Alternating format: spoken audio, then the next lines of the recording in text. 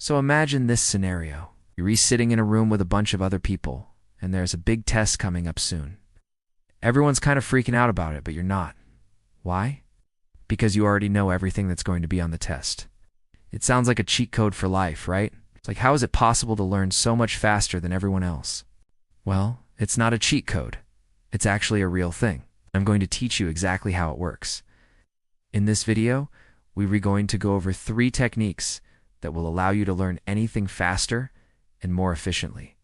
So let's get started. 1. Focus on understanding, not on memorizing. When most people learn something new, they try to memorize everything they can. They think that if they just read through their notes one more time before the test, that will be enough to help them get an A. But here's the problem with that approach. First of all, there's only so much information that you can fit into your brain at one time. Second of all, tests are often designed to trick you. Like if you only understand the material, then you might miss some points because you have unmemorized the exact wording that's going to be on the test. The solution to this is simple. Instead of trying to memorize everything, focus on understanding the material. Ask yourself, what is this really about?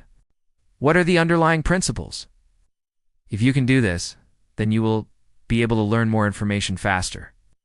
And you will also be able to apply that knowledge to new situations.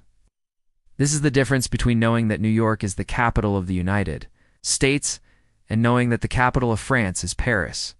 In the first case, you've just memorized a fact. But in the second case, you understand a concept. Concepts are the building blocks of knowledge.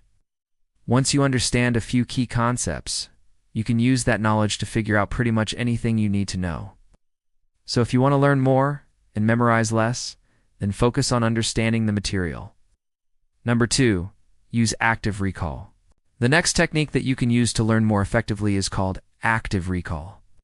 This is simply the act of pulling information out of your brain when you retrying to remember something. For example, if you were studying for a history test, you could look over your notes and try to remember as much as you can about each topic. Or, if you were learning a new language, you could try to recall as many words as you can from memory. Active recall is a powerful technique because it forces you to actively engage with the material. You can't just passively read through your notes or watch a lecture and expect to learn effectively. You have to actively try to remember what you've learned in order to consolidate that information in your brain. Try pulling information out of your brain and putting it back in. 3. Space out your study sessions.